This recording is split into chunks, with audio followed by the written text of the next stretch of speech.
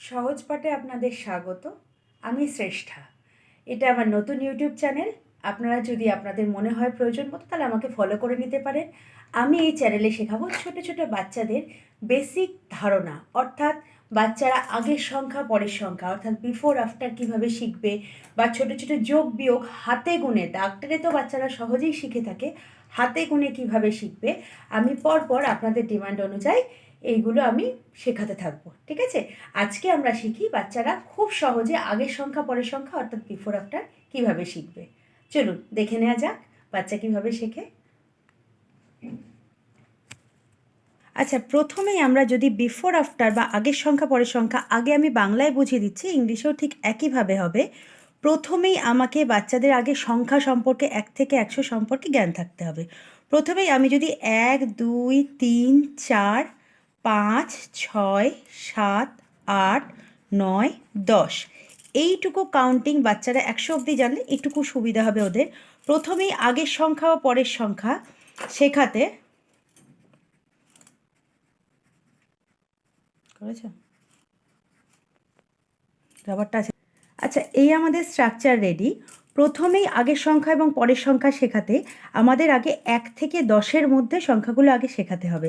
যেমন 1 2 3 4 5 6 7 8 9 10 এগুলো ওদের আঙুলে শেখাতে হবে।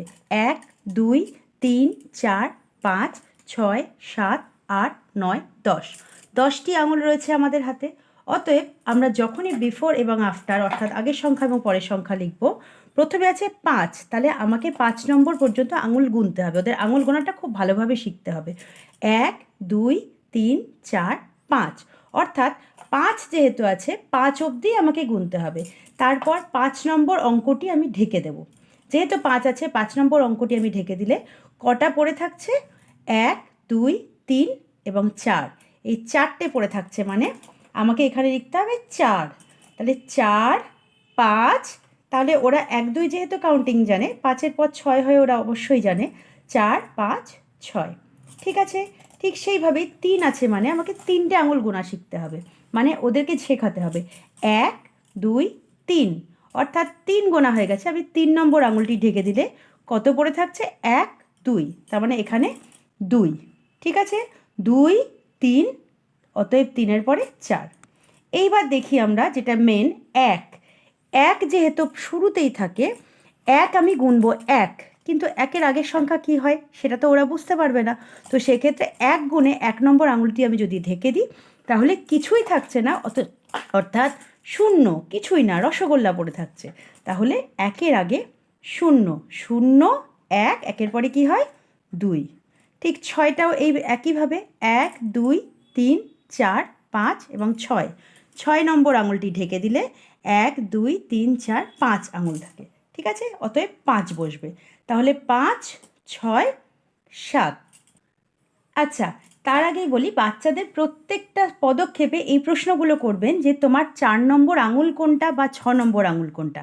4 নম্বর আঙুলটা কিন্তু ওকে আঙুল গোনাটা কিন্তু অবশ্যই শিখতে হবে। 4 নম্বর আঙুল গুনতে গেলে 1 2 3 4, ওকে এই জিনিসটা আগে ওর মাথায় ঢোকাতে হবে বা ক্লিয়ার করতে হবে। 4 নম্বর আঙুল যতক্ষণ না হচ্ছে ততক্ষণ কিন্তু আমি আগের সংখ্যা শিখতে পারবো না। অতএব যেই 4 গোনা হলো, 4 নম্বর আঙুলটা আমি ঢেকে দিলে কটা আঙুল পড়ে থাকছে? 1 2 3, অতএব এখানে 3 বসবে। প্রত্যেকটা পদক্ষেপে ওদের আঙুলটা অবশ্যই শেখাতে হবে। তাহলে 3 4 এবং তারপরে 5। ঠিক সেইভাবেই 7 1 থেকে 10 অবধি এইভাবেই আঙুল দিয়ে ওদের শিখতে হবে, ঠিক আছে। 7 1 2 3 4 5 6 7, তাহলে 7 নম্বর আঙুলটা ঢেকে দিলে থাকছে 1 2 3 4 5 6। আশা করি প্রত্যেকে এটা বোঝা গেছে। 6 7 এবং 8, তারপরে ওদেরকে 8টি আঙুল বাঁচতে বলুন, মানে গুনতে বলুন। 1 2 3 4 5 6 7 8, 8 নম্বরটা ঢেকে দিলে এবার ওদের গুনতে বলুন 1 2 3 4 5 6 7। আশা করি বুঝতে পেরেছেন, বাচ্চাদের খুব সহজ পদ্ধতিতে এটা শেখানো। তারপরে 9 নম্বর আঙুল, এক হাতে যেহেতু 10টি আঙুল আছে, 1 2 3 4 5 6 7 8 9, অতএব 9 নম্বর আঙুলটি যদি আমি ঢেকে দিই কটা আঙুল পড়ে থাকছে? 1 2 3 4 5 6 7 8, ঠিক আছে। অতএব 8টি আঙুল যদি থাকে 8 9, 9-এর পরে কী হয়? 10। আমি আজকে এই পর্যন্ত আগের এবং পরের সংখ্যা অর্থাৎ বিফোর এবং আফটার খুব ছোট বাচ্চাদের জন্য শেখালাম। নেক্সট ভিডিওতে আসছে এর পরবর্তী সংখ্যাগুলো আমি কি করে আগের সংখ্যা পরের সংখ্যা শেখাবো, সেটা খুব সহজ পদ্ধতিতে। তো এই হলো বাচ্চাদের খুব সহজে আগের সংখ্যা পরের সংখ্যা বা বিফোর অ্যান্ড আফটার শেখানোর পদ্ধতি। তো এইভাবে আপনারা আগে বাচ্চাদের মাথায় ঢোকান আঙুল কীভাবে গুনতে হয় বা কাউন্টিং কীভাবে করতে হয়। ঠিক আছে, এর পরবর্তী স্টেপে খুব সহজে আমি শেখাবো এর পরবর্তী সংখ্যাগুলো 50-এর মধ্যে বা 100-এর মধ্যে কী করে আগের সংখ্যা ও পরের সংখ্যা শেখানো যায়। ঠিক আছে, ধন্যবাদ।